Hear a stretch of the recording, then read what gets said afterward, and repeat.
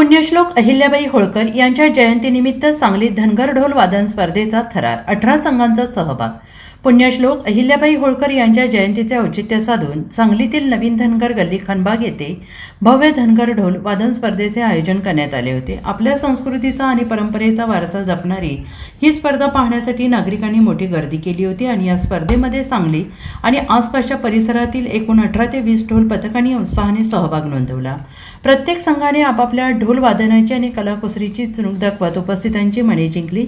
पारंपरिक वाद्यांच्या तालावर दुमदुमणाऱ्या खनबाग परिसरात उत्साहाचं वातावरण होतं. स्पर्धेचे मुख्य आकर्षण ठरले ते ढोल वादनाद्वारे नाणे पाडण्याचा कौशल्यपूर्ण उपक्रम. यात विजयी ठरलेल्या संघाने आपल्या वादनातील अचूकता आणि लयीचा जबरदस्त प्रत्यय देत अवघ्या 1 मिनिट 28 सेकंदात ढोलाच्या तालावर 1 रुपयाचे नाणे बंद जमिनीवर पडले आणि विजयी संघाचे हे कौशल्य पाहून उपस्थित प्रेक्षकांनी टाळ्यांच्या कडकडाटात त्यांचे कौतुक केले. लोकसंस्कृती जिवंत ठेवण्यासाठी आणि तरुणाईला परंपरेशी जोडून ठेवण्यासाठी अशा स्पर्धांचे आयोजन करणे आवश्यक असल्याचं आयोजकांनी यावेळी सांगितलं आहे. स्पर्धेचे नियोजन अत्यंत शिस्तबद्धरित्या पार पडले असून परिसरातील नागरिकांनी या उपक्रमाचे स्वागत केलं आहे. सांगलीतील या उत्साही वातावरणात आयोजित या स्पर्धेचा मुख्य उद्देश अहिल्याबाई होळकरांच्या स्मृतींना अभिवादन करणे आणि धनगर समाजाची समृद्ध सांस्कृतिक परंपरा तरुण पिढीपर्यंत पोहोचवणे हा होता.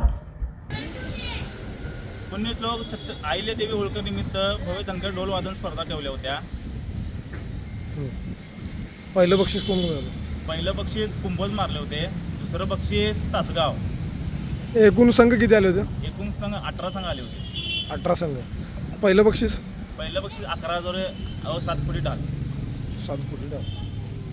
पुढच्या वेळी आणि कधी भरवणार आहे? पुढच्या वेळी 31 मे 2027 अहिल्यादेवी होळकर जयंतीनिमित्त ढोल वादन स्पर्धा पुढच्या वेळी ठेवणार.